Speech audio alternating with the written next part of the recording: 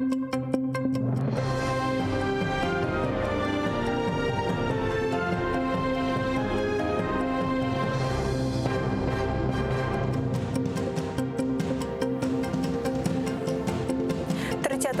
п'ятниця, в ефірі інформаційна служба «Заман». Я Оріні Сітомєрова, вітаю вас. Основна мішень силовиків в окупованому Криму – кримські татари. Зі 105 осіб, яких окупанти переслідують з політичних мотивів, 80 – представники корінного народу. Про це повідомила правозахисниця Лютфія Зудієва на круглому столі, який організували правозахисний центр «Меморіал» та фонд Бориса Німцова за свободу. Це, за словами правозахисниці, пов'язано з позицією невизнання окупації півострову, яку кримські татари активно продемонстрували 26 лютого 2014 року на мітингу під стінами Верховної Ради Криму. За це окупанти систематично влаштовують облави на кримських татар, вриваються до них в будинки з обшуками і засуджують на тривалі терміни за злочини, які вони не скоювали. Устанавливается абсолютно авторитарная власть на полуострове, и она укрепляется с помощью сотен просто обысков, арестов, когда вооруженные люди в масках с автоматами в 4-5 утра врываются в дома мирных людей. Причем это происходит системно с 2015 года. То есть до сегодняшнего дня мы не можем говорить о том, что эти репрессии каким-то образом идут на спад или успокаиваются. Напротив, цифры растут, и у нас есть серьезное опасение, что вот все это будет продолжаться дальше. Прокуратура Автономної Республіки Крим і міста Севастополя ідентифікувала понад 1300 учасників так званої самооборони Криму. З початку 2020 року 40 учасникам цього незаконного збройного формування повідомлено про підозру. Як повідомляє прокуратура, загалом підозра про створення непередбачених законом воєнізованих або збройних формувань повідомлена 237 особам. Так звана кримська самооборона відома тим, що сприяла окупації півострова і причетна до злочинів, велика частина з яких досі не розкрита. На засіданні комісії Україна-НАТО обговорили Кримську платформу. Про це повідомила перша заступниця міністра закордонних справ України Емінія Джапар. Вона проінформувала партнерів про створення Кримського майданчика та агресивну політику Росії в регіоні. До Кримської платформи готовий долучитися і Європейський Союз, розповіла Джапар після зустрічі з політдиректором Європейської служби зовнішньої діяльності Енріке Мора. Вони обговорили додаткове залучення інституційних спроможностей ЄС до політики деокупації Криму та вирішення питань щодо порушення прав людини на півострові. З нетерпінням очікую можливості використовувати наш статус партнера з розширеними можливостями для ще й більш розширеної співпраці з НАТО, особливо в Чорноморському регіоні, і через ініціативу НАТО-2030. Загострення на Донбасі. 2 українських військових загинули, ще 2 дістали поранень. Від початку поточної доби збройні формування Російської Федерації, застосовуючи гранатомети, двічі відкривали прицільний вогонь по позиціях наших захисників неподалік Водяного. Внаслідок ворожого вогню 2 українських військовослужбовці отримали поранення, несумісні з життям. Минулої доби ворог 5 разів порушував режим припинення вогню. 2 наших захисників отримали поранення. У районі Водяного ворог двічі відкривав вогонь зі стрілецької зброї та ручного протитанкового гранатомета.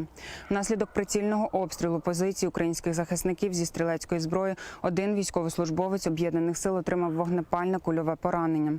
У районі відповідальності оперативно-тактичного угруповання «Північ» поблизу населеного пункту Золоте-4 противник задіяв безпілотний літальний апарат для скидання пострілу ВОГ-17 над позиціями об'єднаних сил, у результаті чого отримав вогнепальні осколкові поранення ще 1 український захисник. Димові шашки біля оточеного Конституційного суду та справа за державну зраду для його голови. Колотнеча навколо рішення про скасування кримінальної відповідальності за недостовірне декларування набирає оберти. Таким рішенням заблокована робота Національного агентства з питань запобігання корупції та знову закриті дані декларацій чиновників. У відповідь сотні людей сьогодні оточили будівлю суду у центрі Києва, кидали через паркани шини та палили фаєри.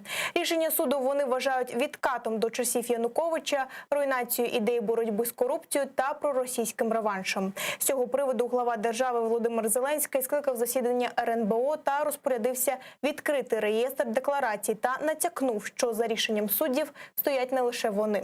Про те, як відбувались протести та як президент зібрався відновлювати суспільну довіру до Конституційного суду, далі у сюжеті. Конституційний суд окутаний димом. Обурені люди вимагають відставку суддів, через рішення яких Україна буцімто може втратити безвізовий режим та підтримку МВФ. Тримають портрети Януковича, який призначав нинішнього голову суду Олександра Тупицького. А через паркан кидають шини, як нагадування про останні дні президента-втікача. Обійшлося без сутичок з правоохоронцями.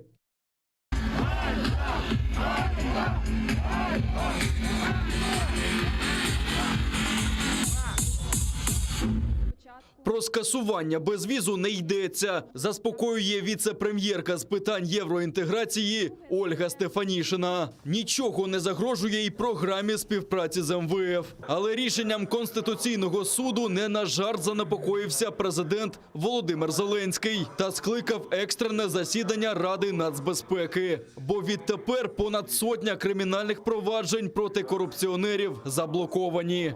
Найголовніше, ми не розуміємо, який сюрприз Конституційний суд зробить завтра чи післязавтра.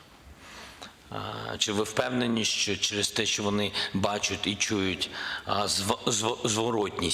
зворотню реакцію суспільства, що вони зупиняться? Я не впевнений в цьому, тому що я не знаю, ще раз я з цього почав, я не знаю, хто за цим стоїть. Я не впевнений, що всі судді Конституційного суду самі дійсно вирішили зробити те, що вони вчора зробили. Вірніше сказати, скоїли. Так? План РНБО – знову відкрити реєстри декларацій на сайті НАЗК та невідкладно подати законопроект про відновлення доброчесності конституційних суддів. У Верховній Раді вже зареєстровано відповідний законопроект. Спікер парламенту Дмитро Разумков заявив, що на законодавчому рівні треба зберегти всі антикорупційні механізми. Я впевнений, що достатньо швидко буде реакція як з боку парламенту, як з боку президента, і ми будемо вирішувати, скоріш за все, на законодавчому рівні, допрацьовувати ті механізми, які є сьогодні, для того, щоб ця система продовжувала працювати, тому що дозволити сьогодні собі її зруйнувати не може ні влада, ні держава в цілому. Голова Конституційного суду Олександр Тупицький вважає це конституційним переворотом та заявив, що так президент хоче поділити відповідальність за це з парламентом. Законом чи постановою, я не знаю, скасувати рішення Конституційного суду. Що тоді не указом президента? Нащо вовлікати парламент в таку неконституційну справу? Одна особа взяла на себе відповідальність, тому що ініціатива ж президентська. Це не просто судейське рішення, а ворожа диверсія, вважає секретар РНБО Олексій Данілов. Він переконаний, що це грає на руку окупанту, а підіграють місцеві проросійські сили. Цієї ж думки притримується представник президента в Конституційному суді Федір Веніславський. Про це він заявив в ефірі нашого каналу. Есть, конечно, бенефициары и в Украине, которые заинтересованы в сломать существующую систему антикоррупционных органов. И есть инструменты, которыми они пользуются. Это фракция, пророссийская фракция ОПЗЖ и симпатизирующие ей депутаты из фракции «За майбутнее». Конституционный суд, к большому сожалению, действительно пошел на поводу и пророссийского сценария и принял решение, которое явно является угрозой национальной безопасности Украины. Виявилось, що й самому Олександру Тупицькому було що приховувати від НАЗК.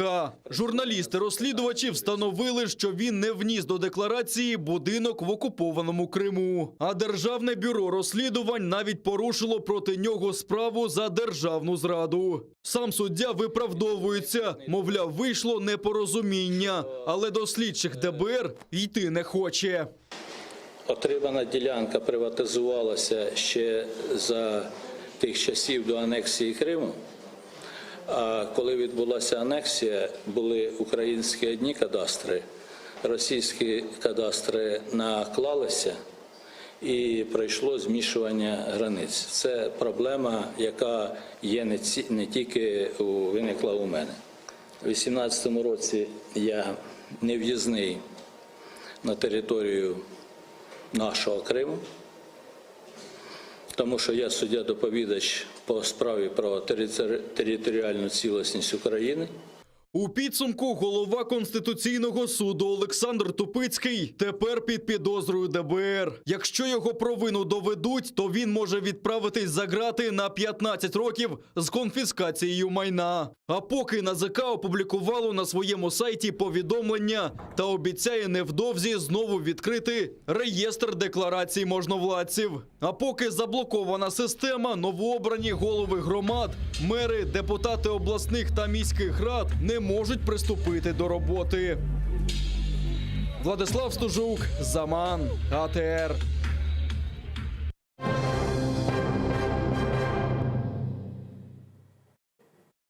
У турецькому Ізмірі стався потужний землетрус магнітудою у 6,6 балів. Є загиблі та руйнування.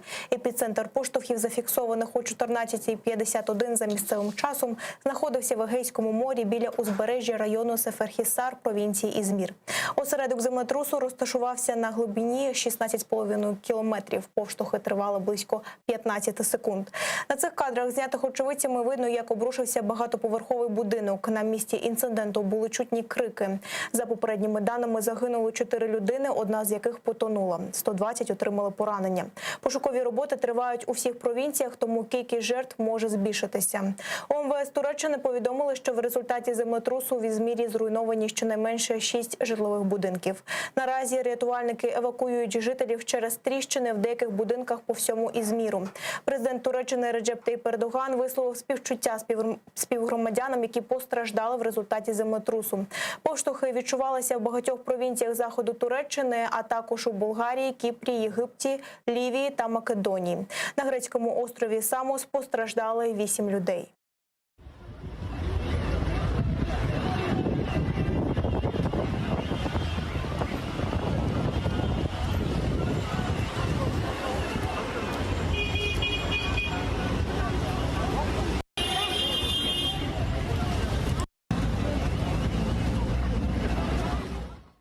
Черговий антирекорд. В Україні вже 8312 хворих на коронавірус. За минулу добу 173 людини померли. До червоної зони потрапили Житомир, Ужгород, Івано-Франківськ, Миколаїв, Полтава, Суми, Рівне, Харків, Хмельницький, Чернігів та Чернівці. У зеленій та жовтій зоні залишилися лише деякі регіони Херсонщини. Ситуація достатньо напружена, тому ще раз звертаюсь до всіх українців. Будь ласка, дотримуйтесь правил, встановлених в країні, дотримуйтесь рекомендацій, встановлених Міністерством охорони здоров'я. Всі ці правила і рекомендації, вони направлені на одне – це ваше здоров'я, збереження вашого здоров'я. Ще 2 людини померли від коронавірусу в окупованому Криму. За даними окупантів, з початку пандемії на півострові померла 131 людина. Сьогодні там зареєстровано ще 216 хворих. Рекордна кількість заражених коронавірусом зафіксована і в окупованому Севастополі. 80 випадків за добу, 2 людини померли. Це все на цю мить. Вже за кілька хвилин ефір продовжить моя колега Гульсум Халілова. А о 21-й дивіться «Заман» кримсько-татарською Шевкетом Наматулаєвим. Будьте здорові, до зустрічі.